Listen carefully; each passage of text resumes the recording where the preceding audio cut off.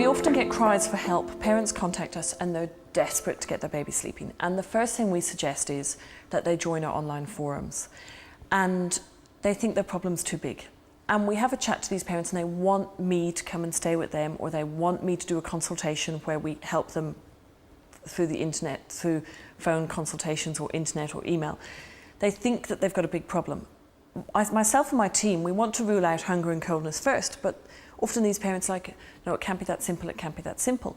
Sometimes I invite parents to come to the clinic who really believe it can't be that simple. And the first thing I want to do is add some bedding. And these parents think, no, the bedding's not going to help, my baby's got a big problem. And after some gentle persuasion, we decide to try the baby with bedding first before we rule out other problems. And their baby suddenly sleeps 12 hours. I always then feel guilty and don't charge them because I feel really mean that they've come down and they didn't actually have a sleep problem. But parents sometimes don't believe it can be that simple. They think they have a big problem, and it's the bedding, or the other thing it can be is food. Again, it comes back to the way we live today. Years ago, your mum taught you how to cook the baby food. You watched your mum cook the baby food, or mum took some soup out of a big pot and just fed the baby that. But now we have all these recipe books. We think that we have to produce this gourmet food for our babies. We don't. Babies have ideally breast milk for the first 4 months of life, or they have breast milk and formula, or they have formula milk. That's all they've had for 4 months. They don't suddenly at 4 months need gourmet cooking.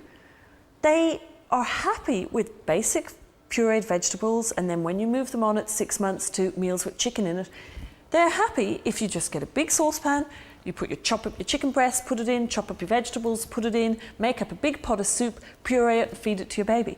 Parents come here and look at how I make baby food and they're like, oh, it's so simple, I can do that. And they go home relieved because they can make this simple baby food. But when they have all the recipe books for baby food and they're looking at all these different recipes, they're saying, I can't do that. Where am I going to get the time to do that? Well, you don't need to do that. If you just make your baby up simple foods, but offer your baby what you're eating, so give your baby little bits of what you're eating from the family table, your baby will eat a big diet by the time they're 1. They don't need all this gourmet recipes specially cooked for them. You're just making your life hard.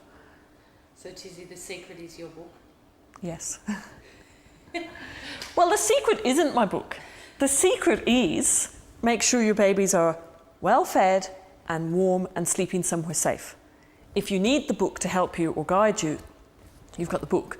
But I still can't believe how the book sold. It was accidental. I didn't expect to sell as many copies as I've sold. I didn't expect to become a bestseller all over the world. The book's just common sense. If you've got the common sense, you don't need the book. If you're struggling a little bit, or if you want to make sure that you don't suffer from sleep problems or you want to prevent them, then have a look at the book.